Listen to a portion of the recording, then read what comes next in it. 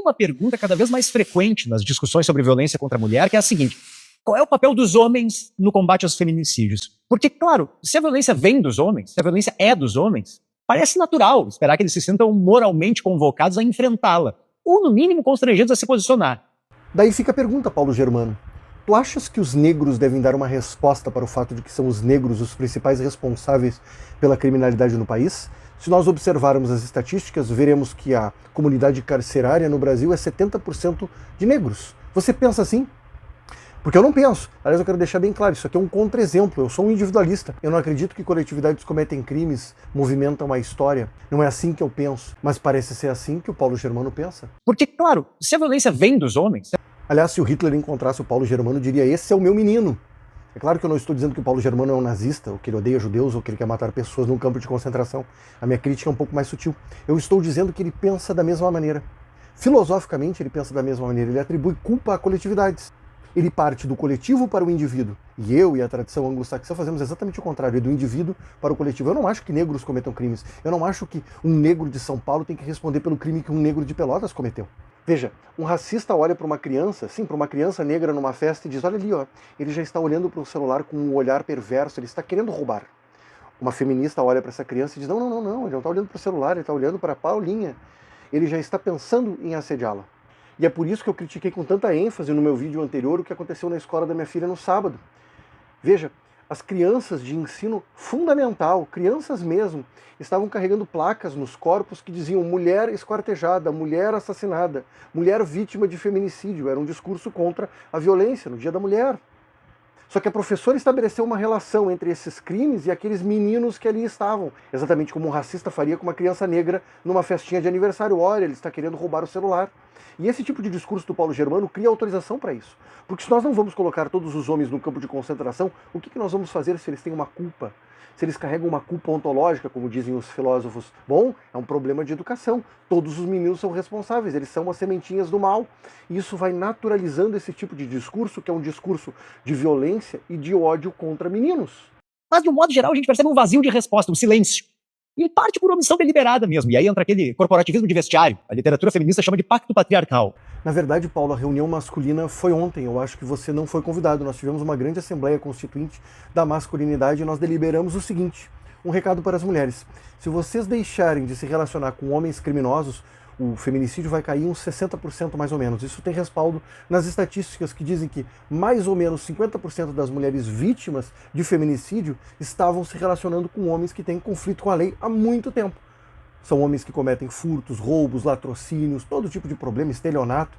Quer dizer, aqui já resolveria uma parte do problema. Porque não são todos os homens criminosos, são os criminosos que provocam feminicídios. Mas eu queria chamar a atenção para outro problema da fala do Paulo Germano, que é muito mais grave. E eu vou repetir o trecho. A literatura feminista chama de pacto patriarcal. Esse tipo de conceito, o pacto do patriarcado, foi muito criticado pela literatura do século XX, pelos grandes filósofos e grandes sociólogos. Karl Popper, John Elster, Mills. O que eles diziam? Que são caixas pretas. As mulheres são oprimidas pelo patriarcado. O que é o patriarcado? É o sistema que oprime as mulheres. Ou seja, é uma definição circular que não explica como os mecanismos funcionam, quais são as relações de causa e efeito na sociedade. São grandes explicações. O que é o pacto do patriarcado? Bom, ele pressupõe que eu deveria ter feito algo que eu não fiz, ou seja, uma teoria moral. Como eu não fiz e eu deveria ter feito, tem algo de errado comigo. E a explicação é uma culpa ontológica e uma falsa consciência, porque eu deveria saber e deveria ter feito. Os marxistas faziam isso com os trabalhadores, eles diziam: você não sabe o que você quer. E o trabalhador dizia: não, mas eu não quero isso que você está oferecendo. Não, isso é falsa consciência, você quer. A sua verdadeira essência está querendo, mas você não entendeu ainda. É óbvio que isso é extremamente pretensioso, autoritário e discricionário. É um companheiro cobrindo o outro para ninguém se complicar. Mas também fica evidente uma dificuldade real de conseguir elaborar qualquer coisa sobre o assunto. Alguns homens não sabem o que dizer, outros têm medo de falar algo errado, outros nem alcançam, nem sustentam uma reflexão sobre isso. E essa desorientação, essa apatia, essa imobilidade, ela não deixa de ser um traço revelador do que é o homem de hoje. Esse cara, esse homem do nosso tempo, ele precisa desenvolver uma consciência sobre si mesmo e sobre o mundo. Aí, ó, a falsa consciência. Não demorou muito, né? Do rei filósofo para o rei jornalista. Que durante séculos nunca foi necessária para ele, porque o poder masculino, até muito pouco tempo atrás, dispensava essas autocríticas, essas digressões muito profundas sobre demandas existenciais que contestam a ordem vigente. Não, a função dele era mandar, era prover, decidir, impor, enfim. ele era a autoridade, o manda-chuva. O mundo confirmava o tempo todo essa posição dele. Só que esse mundo desmoronou. Depois que a mulher conquistou a autonomia, e hoje ela também pode mandar, prover, decidir, aí veio aquilo que uma série de teóricos, a australiana Raymond Cornell, por exemplo, começaram a chamar de crise da masculinidade hegemônica. Quer dizer, nós, homens, não sabemos direito o que é ser homem hoje. Veja, é exatamente esse tipo de construção teórica que é criticada tanto pelo Popper quanto pelo John Elster e muitos outros, a Isaiah Berlin. Você começa a criar uma grande narrativa sobre grupos humanos, estabelece relações de causa e efeito sem fundamentá-las na empiria. Você não apresenta dados, você não apresenta pesquisas, nem mudanças sociológicas relevantes ou históricas que digam, olha, tá vendo, nós temos estatísticas que comprovam isso que eu estou dizendo. Não, os homens faziam isso, os homens faziam aquilo, daí eles pensavam assim, a razão se movimentou, ela se dobrou, ela fez não sei o quê. É o que o John Elster chama de caixa preta. É exatamente o que os nazistas faziam em relação aos judeus. Os judeus faziam isso, daí eles tinham poder, daí eles perderam o poder, daí todos os judeus querem não sei o quê, daí eles têm uma maquinação que faz não sei o que lá, o protocolo dos sábios de Sião. Quer dizer, e aí, quais evidências você tem? Sempre um discurso paranoico, um discurso que atribui um movimento histórico, coletivo. Geralmente esse tipo de construção teórica não conversa com os dados da realidade. Qual a explicação que você tem para a quantidade enorme de mães que matam seus filhos?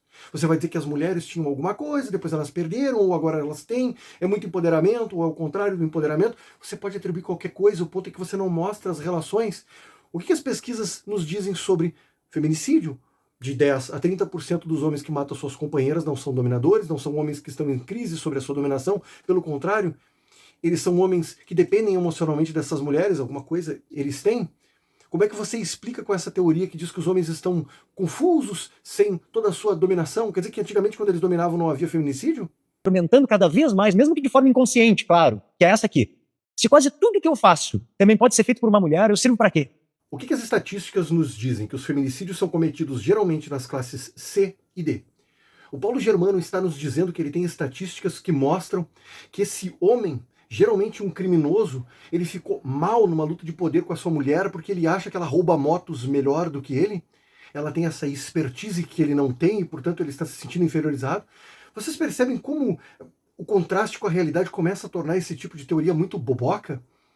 Porque, veja bem, o povo alemão começou a se levantar e daí os judeus perceberam, e é por isso que eles estão fazendo tudo isso que eles estão fazendo, que nós não sabemos exatamente o que é, mas nos deu um tempo que nós vamos inventar, porque o povo alemão começou a se descobrir, começou a perceber as maquinações, e é por isso que eles estão movimentando os seus braços institucionais aqui e acolá. Isso não diz nada, isso não prova nada, isso é só uma retórica vazia, com áreas de sofisticação intelectual, de grande teoria. Ou seja, um sujeito mata sua mãe porque ele estava numa crise de abstinência e ele queria comprar pedra. E vira uma teoria sobre como os homens estão se sentindo inferiorizados na relação com as mulheres. Isso é uma idealização boboca. E é óbvio que nada disso transforma os homens em vítimas, em coitados, muito pelo contrário. Mas é um cenário que ajuda a explicar a engrenagem mental que produz a violência de gênero.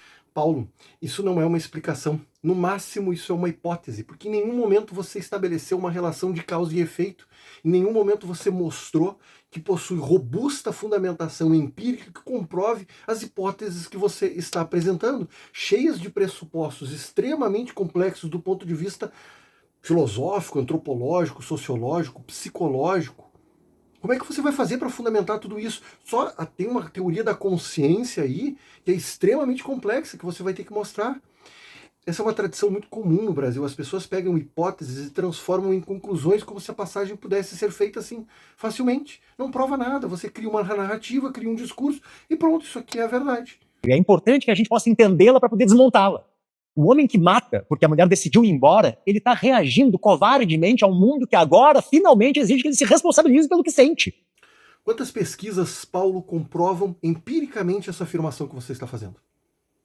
Como é que você mostra com dados que o homem fez isso por causa disso? Em 2024 nós tivemos 74 feminicídios. Desses 74, 24 foram filhos que mataram as suas mães. Muito provavelmente usuários de droga ou rapazes esquizofrênicos que tiveram um surto. Você explica esses 24, que são quase 30% dos casos também com essa sua teoria dos sentimentos humanos? Essas explicações místicas que a ciência moderna tentou derrubar. Ah, a lua é daquela cor porque um homenzinho foi lá e pintou de amarelo. Ele lide com a frustração, com a rejeição, com a perda, com o limite. Essa é a nova masculinidade, né, sobre a qual tanto se fala. Sai o controle sobre os outros entra o controle sobre si mesmo. Sai aquela fantasia de mandar sozinho, entra a obrigação de dividir poderes, decisões, tarefas. Sai o silêncio cúmplice, entra a coragem de confrontar o erro de outro homem. Talvez seja esse o grande papel dos homens no combate aos feminicídios. A primeira coisa é entender o nosso papel no mundo. O mais curioso é que as pesquisas científicas mostram que as mulheres têm mais dificuldade de lidar com a frustração, com a rejeição, com o fim de um relacionamento, só que a violência que elas usam é um pouco diferente. Aliás, depende do que você chama de violência. Por exemplo, as pesquisas também mostram que as mulheres são mais violentas quando a violência é psicológica. As mulheres vencem nessa disputa quando é a violência leve e moderada. Elas não cometem tanto a violência brutal, essa do feminicídio, mas mesmo assim os números são bem parecidos. Em vários países, Paulo, se você consultar, pare de ler essas teorias abrangentes e vá consultar a literatura técnica, científica. Você anda lendo muito literatura, teoria vazia. Quando você consultar esses dados, vai perceber que o número de feminicídios e o número de homens mortos por mulheres é bem próximo. Só que as mulheres matam com veneno ou contratam pessoas para matar. Ou elas usam outro tipo de destruição, por exemplo, que a literatura chama de violência legal administrativa, que é tentar destruir a vida do sujeito, tirar o patrimônio, ou fazer com que ele não seja feliz no seu novo casamento, ou criar uma falsa denúncia de abuso contra os filhos. Por isso que a alienação parental é tão cometida por mulheres. As mulheres também matam seus filhos para punir os seus parceiros. Isso é muito comum, é só consultar as estatísticas. É isso, Paulo, faça isso. Consulte ciência.